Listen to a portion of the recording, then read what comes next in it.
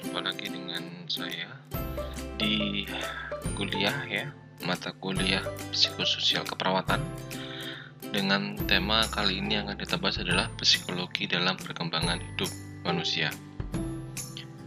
Oke, jadi siapakah manusia itu ya? Jadi manusia adalah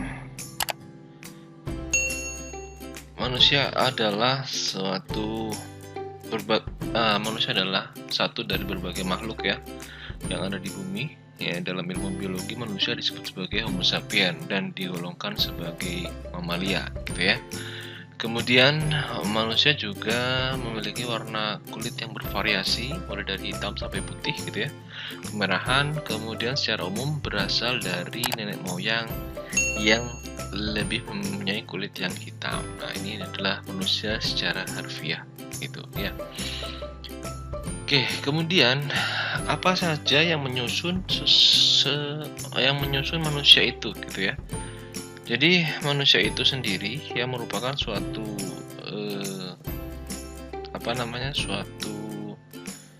makhluk hidup ya yang tidak lepas dari faktor psikis dan fisik gitu. Nah, apa itu psikis gitu ya? Jadi psikis itu adalah berbagai aktivitas ya yang memiliki tujuan yang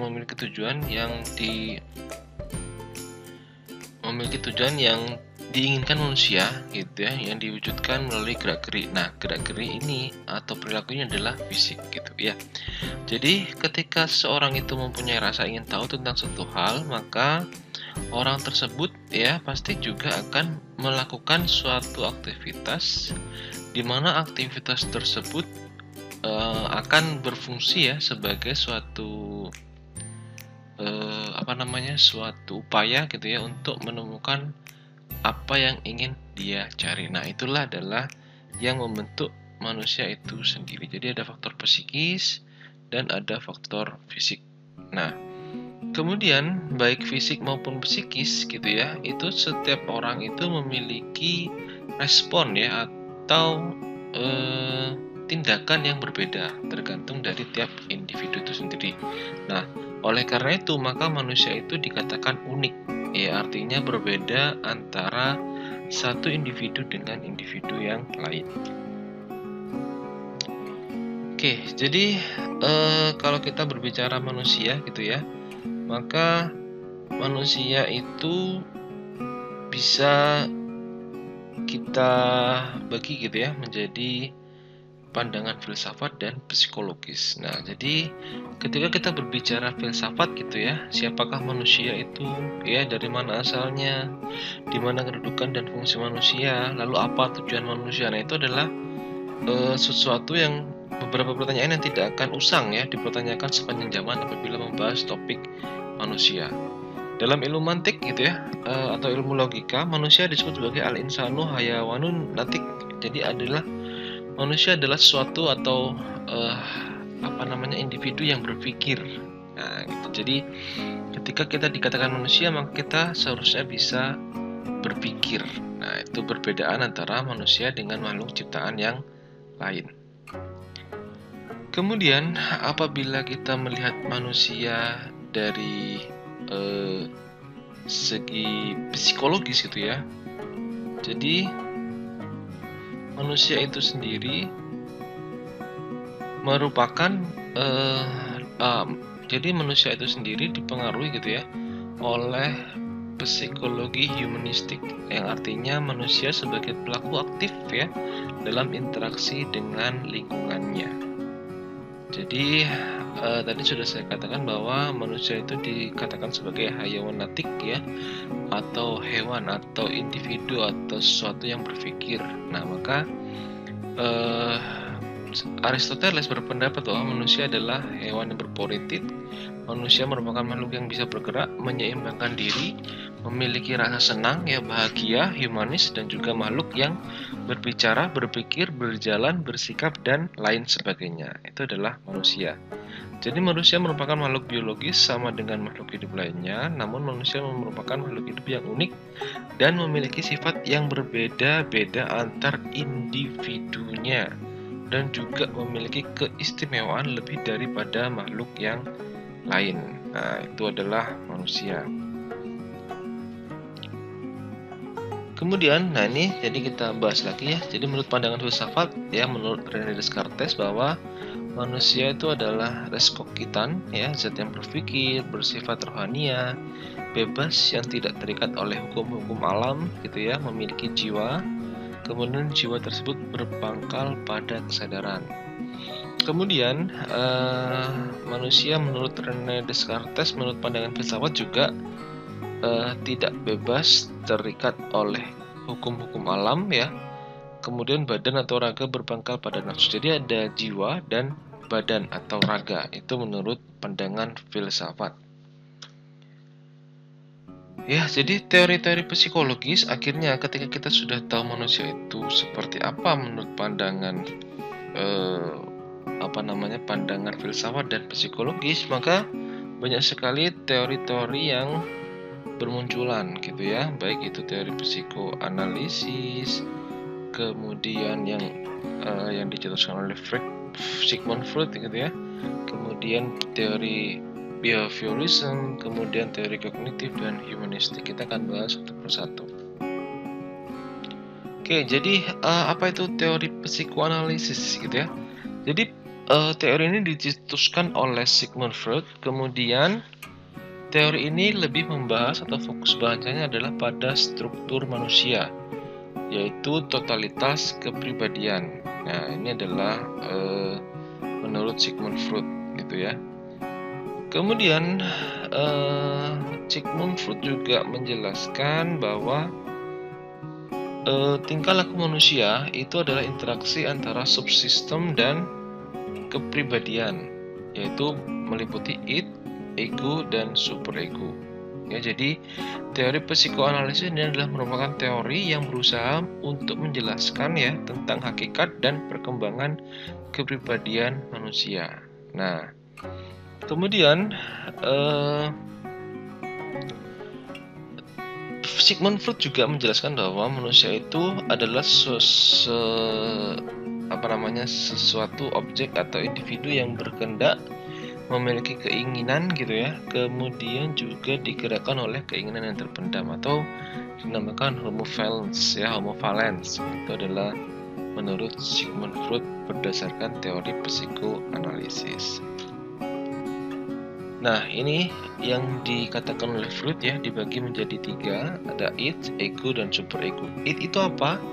Jadi id itu adalah komponen biologis ya, mulai dari menyimpan dorongan biologis manusia, kemudian pusat insting atau hawa nafsu gitu ya, kemudian libido atau thanatos ya atau insting berkembang biak, kemudian ada motif gitu ya, kemudian pleasure, prinsipal, kemudian memiliki sifat ya, sifat egois yang tidak bermoral dan tidak realistis. Kemudian kalau ego ya, jadi ego itu sendiri merupakan komponen psikologis ya. Jadi mulai dari fungsi menyortir tuntutan ide dengan ide ya, tuntutan id dengan realitas di dunia luar. Kemudian penengah ya antara dorongan hewani ya, yang id itu tadi dengan pertimbangan rasionalitas dan realitas gitu ya. Kemudian juga termasuk realistic principle, jadi dia itu berdasar pada realistik atau kenyataan. Kemudian kalau superego ini adalah komponen sosial ya, norma-norma sosial dan kultural, kemudian prinsip-prinsip nilai normatif yang ada di lingkungan gitu ya, kemudian tuntutan moral hati nurani. Jadi apabila kita ingin menyimpulkan seperti ini misalnya, ketika itu berbicara I want to do it now atau saya ingin melakukan itu sekarang gitu ya, baik itu keinginan untuk memenuhi kebutuhan maupun nafsunya, maka ego akan berkata atau melakukan suatu stimulus gitu ya, yaitu maybe we can compromise, atau kita bisa nih melakukan hal tersebut dengan apa gitu ya, dengan cara apa. Tapi superego sebagai satu komponen sosial, maka dia akan bertindak ya seperti nggak tepat nih melakukan hal ini saat ini. Itu misalnya kita ingin makan di waktu berpuasa gitu ya, maunya ayo makan gitu ya. Kemudian ego ya kalau mau makan ya berarti kita harus memasak dan sebagainya, itu ego. Tapi super ego bilang bahwa oh nggak bisa, puasa itu adalah aturannya nggak boleh makan dan sebagainya. Itu adalah gabungan dari ego dan super ego. Kemudian ada juga teori behaviorism ya. Jadi teori behaviorism ini adalah teori yang menjelaskan terkait dengan tingkah laku manusia yang nyata atau tampak. Kemudian tingkah laku dapat diamati, diukur, diprediksi gitu ya. Kemudian dan dimodifikasi. Tokohnya ada J.B. Watson ya, Skinner dan Ivan Pavlov. Jadi kalau menurut teori behaviorism gitu ya, manusia sebagai mesin yang berjalan karena dorongan alam sadar.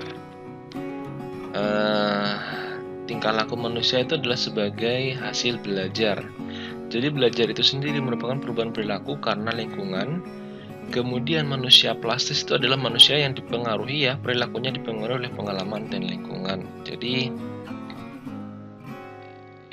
contohnya adalah seperti social learning theory yang dilakukan oleh Bandura, di mana tingkah laku manusia terbentuk karena pengalaman sosial atau modeling. Di mana Bandura menjelaskan bahwa teori social learning ini dibagi menjadi 4. Yang pertama adalah fase perhatian, artinya mengamati model yang ada. Contoh misalnya Anda ingin meniru gaya belajar teman Anda yang menduduki ranking 1 gitu ya. Pasti yang awal Anda ingin lakukan adalah memperhatikan apa saja yang teman Anda tersebut lakukan. Kemudian fase kedua adalah fase retensi, artinya mencoba meniru model atau perilaku yang diinginkan. Jadi Anda sudah mulai melakukan meniru ya, bagaimana cara-cara teman Anda supaya teman Anda tadi gitu ya, cara belajarnya, kemudian perilakunya dan lain sebagainya. Kemudian fase reproduksi, artinya setelah mencoba lalu membandingkan dengan model, Anda mengeluarkan atau melakukan ya proses duplicate tersebut dan membuat untuk diri Anda sendiri. Kemudian ada fase motivasi ya, jadi artinya orang berperilaku seperti model karena merasa bertambah pengembangan diri sendiri. Ini menurut Bandura. Kemudian ada juga teori psikologi kognitif, di mana makhluk yang berinteraksi dengan lingkungan dan dengan menggunakan pikiran atau Homo sapiens, jadi manusia yang berpikir. Jadi manusia tidak otomatis berespon terhadap stimulus, namun manusia berpikir kemudian memaknai stimulus tersebut untuk mencari penyelesaian yang terbaik. Jadi Homo sapiens ini levelnya 2 di atas jenis Homo yang tadi ya.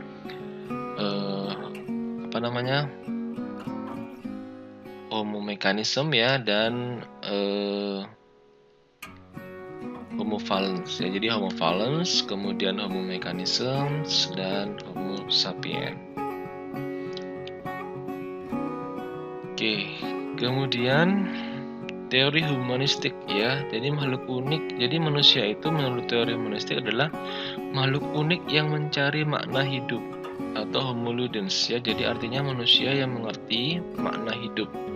Makhluk yang memiliki cinta, kreativitas, nilai dan makna serta dapat mengembangkan diri. Nah, ini adalah menurut teori humanistik. Jadi manusia itu nggak bisa dimaknai sebagai seseorang atau suatu hal atau robot gitu ya. Jadi dia itu memiliki cinta, kreativitas, nilai dan makna, dan mampu mengembangkan dirinya sendiri untuk menjadi lebih baik. Oke, jadi ini adalah teori yang dijelaskan oleh Bimo Waltigo dan Bandura.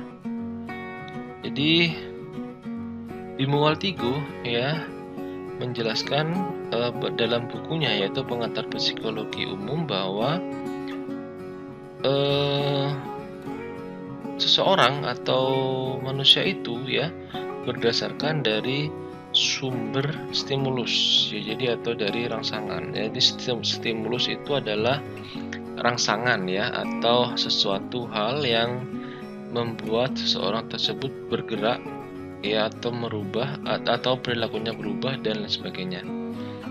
Kemudian organisme ya, jadi organisme ini menurut Bimo Waltigo ini adalah suatu suatu individu gitu ya, individu yang atau suatu proses ya yang terjadi ketika ada stimulus tadi sehingga menghasilkan respon. Nah, itu menurut Bimo Waltigo. Sedangkan menurut Bandura ya, jadi kalau menurut Bandura kita bisa lihat bahwa teori Bandura menjelaskan bahwa jadi Bandura sendiri menjelaskan bahwa perilaku ya atau lingkungan ya, lingkungan itu adalah merupakan salah satu hal yang membentuk perilaku seseorang. Nah, itu jadi di mana seseorang tersebut kepribadiannya itu dipengaruhi salah satunya oleh perilaku.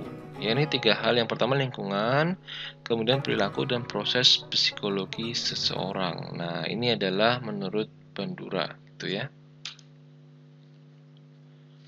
Jadi konsep perilaku ya, aktivitas dari manusia baik yang dapat diamati secara langsung maupun tidak langsung itu dinamakan biologis gitu ya. Kemudian respon organisme terhadap rangsangan dari ruang operasional, kemudian tindakan suatu organisme yang dapat diamati dan dipelajari merupakan proses interaksi individu dengan lingkungan sebagai manifestasi hayati bahwa dia adalah makhluk hidup. Itu adalah perilaku. Jadi perilaku itu kalau kita bisa ambil kesimpulannya adalah suatu respon ya, respon dari adanya stimulus, di mana respon tersebut ya tergantung dari tempat tinggal atau lingkungan seseorang tersebut atau individu tersebut. Oke, perilaku manusia ya, perilaku manusia mulai dari kepekaan sosial. Jadi bagaimana manusia tersebut aware ya atau peka terhadap lingkungan sekitar. Jadi terkait dengan tetangga, kemudian rekan, saudara, keluarga dan lain sebagainya. Kemudian kelangsungan perilaku ya, jadi manusia melakukan perilaku-perilaku yang sesuai dengan norma ya, jadi yang norma atau lingkungan atau budaya yang ada di sekitar lingkungan tersebut. Kemudian juga orientasi pada tugas. Jadi manusia atau perilaku manusia itu biasanya objektif ya. Artinya dia akan melakukan atau bertindak atau berubah perilakunya ketika ada tujuan. Nah, itu. Kemudian usaha dan perjuangan ya. Jadi perilaku manusia tidak lepas dari usaha dan perjuangan. Ya, kegagalan dan kesuksesan itu merupakan salah satu kunci ya perilaku manusia itu menjadi lebih baik atau bahkan bisa lebih buruk. Kemudian keunikan setiap individu ya, jadi setiap manusia itu memiliki keunikannya masing-masing ya, berbeda. Bagaimana cara dia mengatasi masalah, menyelesaikan masalah, kemudian mencari solusi dan lain sebagainya. Oke ya, jadi ini ya, kepekaan sosial, kemampuan manusia untuk dapat menyesuaikan perilaku sesuai harapan dan pandangan orang lain. Kelangsungan perilaku ya, perilaku manusia terjadi secara berkesinambungan, orientasi pada tugas ya, tadi sudah saya katakan, objektif gitu ya. Kemudian ada usaha dan perjuangan dan keunikan. Faktor yang mempengaruhi perilaku ya, ada kebutuhan, kemudian motivasi, faktor perangsang dan penguat, serta sikap dan kepercayaan. Oke, jadi faktor yang mempengaruhi perilaku, kebutuhan jelas ya. Perilaku manusia itu didasari oleh adanya kebutuhan yang dirasakan oleh individu.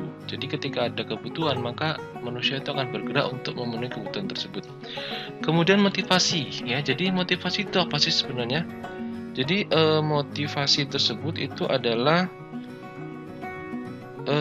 suatu hal yang membuat seseorang tersebut mau ya bekerja, mau berubah, mau merubah perilakunya untuk mendapatkan hal yang ia inginkan. Kemudian ada faktor perangsang dan penguat. Jadi ada faktor-faktor yang pencetus ya seseorang tersebut bisa perilakunya berubah atau bisa meningkatkan ya kemampuannya untuk bisa beradaptasi dan bekerja. Kemudian ada sikap dan kepercayaan, ya bagaimana kemampuan seseorang itu ya untuk membaca situasi, dan juga ada hal ya yang di luar fisik, yaitu kepercayaan terhadap sesuatu yang membuat dia itu mampu ya mempengaruhi perilakunya untuk berubah yang ke arah yang lebih baik. Nah, apabila perilaku itu sudah dilakukan, berarti ada kebutuhan dasar yang harus diambil atau harus dicapai gitu ya. Nah, Maslow membagi kebutuhan dasar manusia itu menjadi 5. Yang pertama adalah kebutuhan fisiologis, kemudian rasa aman, kemudian mencintai dan dicintai ya, kemudian harga diri ya, dan yang terakhir adalah aktualisasi diri. Oke.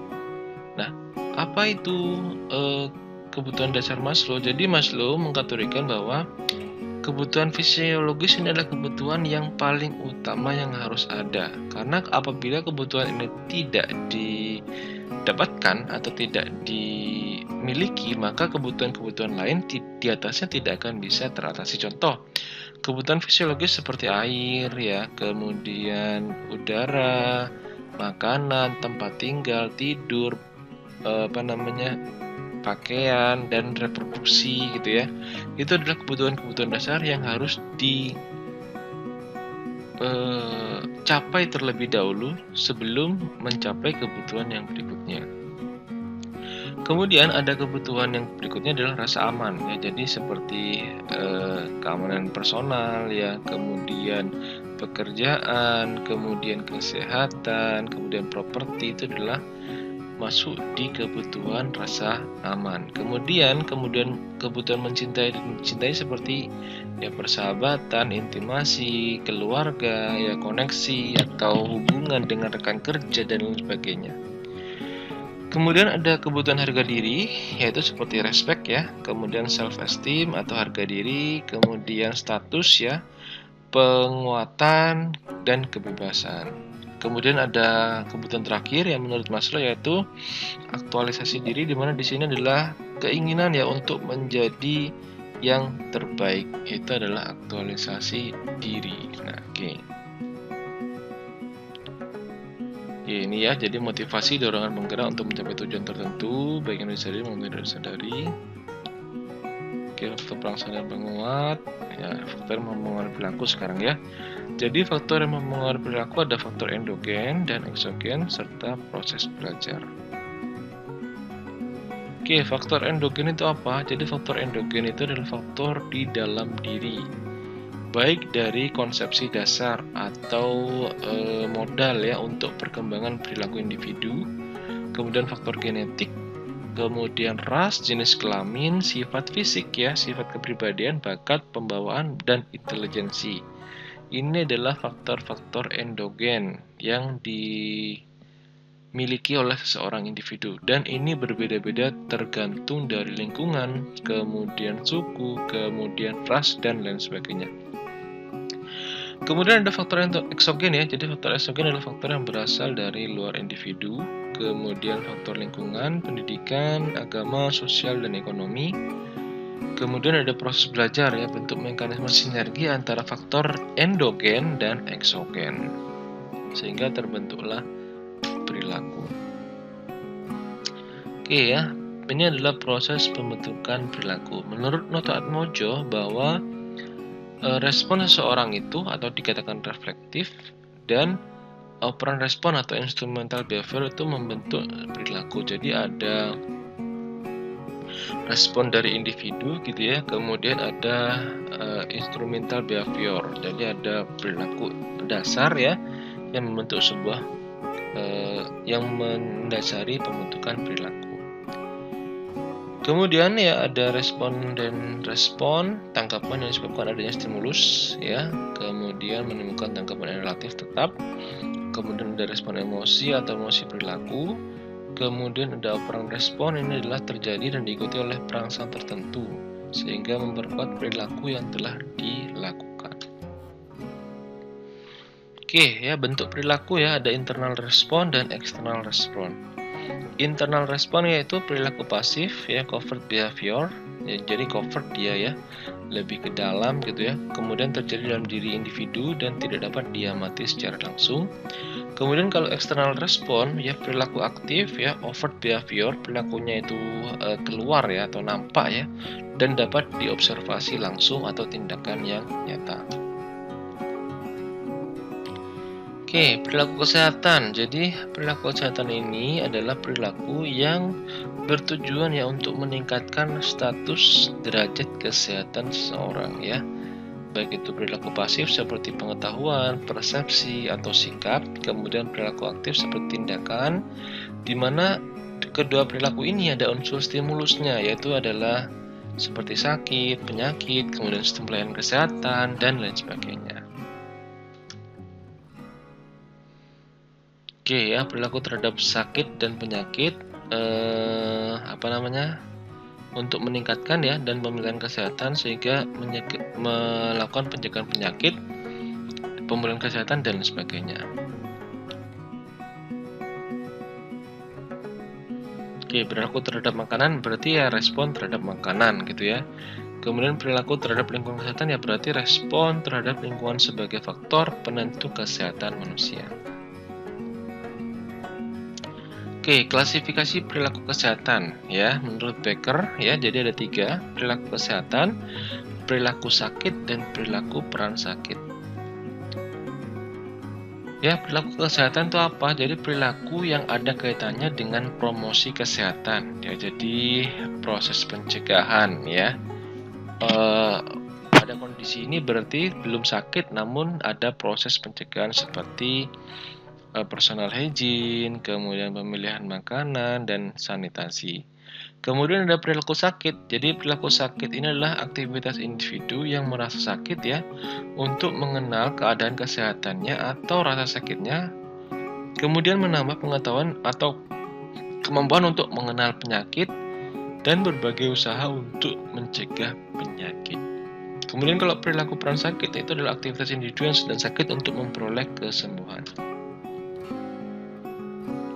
Oke, ini ya diagram interaksi perilaku kesehatan. Ya, menurut Sadley ada perilaku kesehatan individu berupa sikap dan kebiasaan yang erat dengan lingkungan, ya. Kemudian ada lingkungan keluarga di luarnya berupa sikap dan kebiasaan anggota keluarga mengenai kesehatan. Kemudian ada lingkungan terbatas ya berupa adat, tradisi, kepercayaan masyarakat, tokoh agama, dan sebagainya. Kemudian di lingkungan umum ya seperti kebijakan pemerintah di bidang kesehatan. Oke, perubahan perilaku pada orang sehat ya. Jadi pertama pasti ada konflik ya, keadaan yang terjadi akibat adanya kedua keinginan atau lebih, sehingga kondisi tersebut akan berakibat ya terjadinya pertentangan atau ketidakharmonisan. Jenis konfliknya seperti approach, kemudian avoidance konflik, dan approach avoidance konflik. Frustasi ya adalah suatu keadaan yang terjadi akibat konflik berkepanjangan atau tidak terselesaikan, akhirnya akan memunculkan sikap marah. Sikap marah terjadi apabila frustasi yang dialami oleh seseorang tidak dapat dikelola dengan baik.